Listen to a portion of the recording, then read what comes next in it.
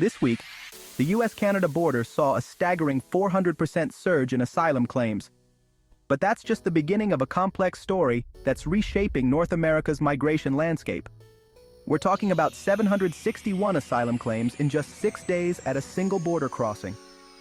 That's more people seeking refuge in less than a week than some crossings see in entire months. But here's what makes this story even more compelling. While thousands are heading north seeking safety, Canadian tourism to the US is plummeting. Politics, policy, and broken trust are literally redrawing the map of North American migration. Stay with me for the next several minutes as we dive deep into what's really happening at the world's longest undefended border and why these changes matter far beyond just these two countries. Let's start with the facts that grabbed headlines this week. At just one border crossing, Saint-Bernard-de-Lacolle in Quebec, Canadian officials processed 761 asylum claims in the first 6 days of July alone. To put that in perspective, that's more than a 400% increase compared to the same period last year. But let's break this down even further. We're talking about roughly 127 asylum claims per day at just one crossing point. The US-Canada border stretches 5,525 miles with dozens of official crossings and countless unofficial routes. If this pattern is replicated even partially across other crossings, we're looking at potentially thousands of new asylum claims entering the Canadian system weekly. This isn't happening in a vacuum. This surge appears directly connected to increased immigration enforcement under the current Trump administration, creating what migration experts are calling a push-pull effect.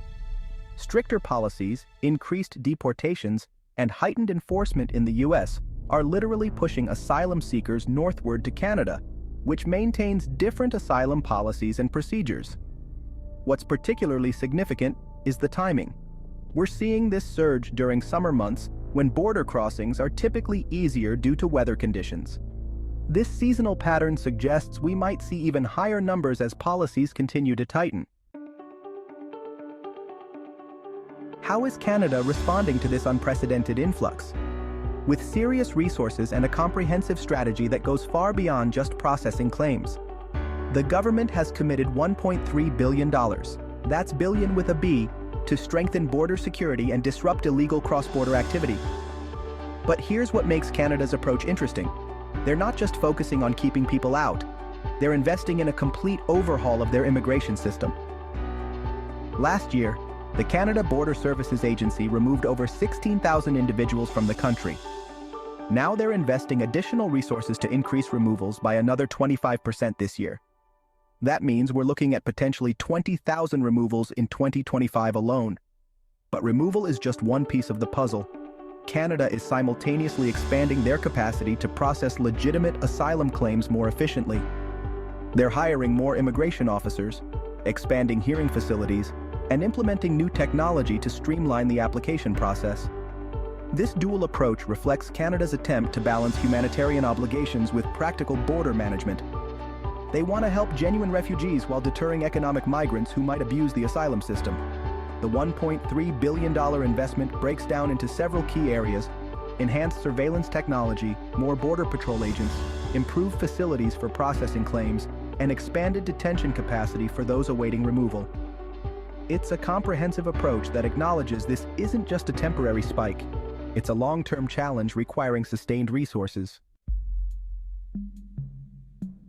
While dealing with this border surge, Canada is simultaneously recalibrating its entire immigration strategy for the next several years. Their 2025 to 2027 immigration levels plan reveals some fascinating insights about where Canadian immigration policy is heading. The numbers show a deliberate slowdown from 395,000 permanent residents in 2025 down to 365,000 by 2027. That's a reduction of 30,000 fewer permanent residents over just 2 years. In immigration terms, that's a significant policy shift. But here's the crucial detail that most news outlets are missing. More than 40% of those permanent residents in 2025 will come from people already in Canada as temporary residents. This suggests Canada is fundamentally changing its approach, prioritizing integration of people already within their system rather than bringing in entirely new arrivals. This shift has massive implications.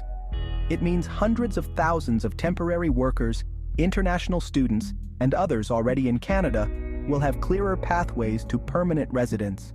But it also means fewer opportunities for new applicants from outside Canada.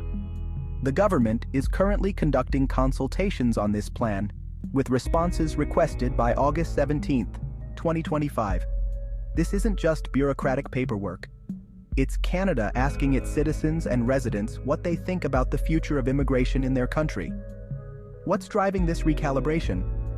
Several factors: housing pressures in major cities, job market concerns, and yes, the current surge in asylum claims.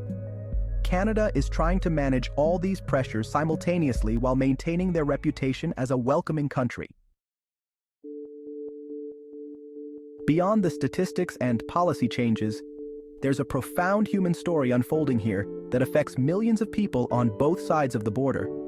Canadian tourism to the US is declining rapidly, with analysts citing politics, tariffs, and what they're calling broken trust as key factors reshaping the relationship between these historically close neighbors. We're talking about a border that for decades symbolized friendship, cooperation, and shared values, but now, that same border is becoming a focal point of tension, policy disagreements, and diverging approaches to immigration and refugee protection. For asylum seekers making the dangerous journey north, the stakes couldn't be higher. Many are families with children, people fleeing violence, persecution, or economic desperation. The 400% increase isn't just a statistic. It represents hundreds of individual stories of people making one of the most difficult decisions of their lives. For Canadian communities near border crossings, the impact is immediate and tangible. Local services are stretched, temporary housing is at capacity, and communities that never expected to be on the front lines of international migration are adapting to new realities. Meanwhile, U.S. communities are dealing with the policy effects that are driving people northward. Increased enforcement means more family separations, more deportations, and more fear in immigrant communities.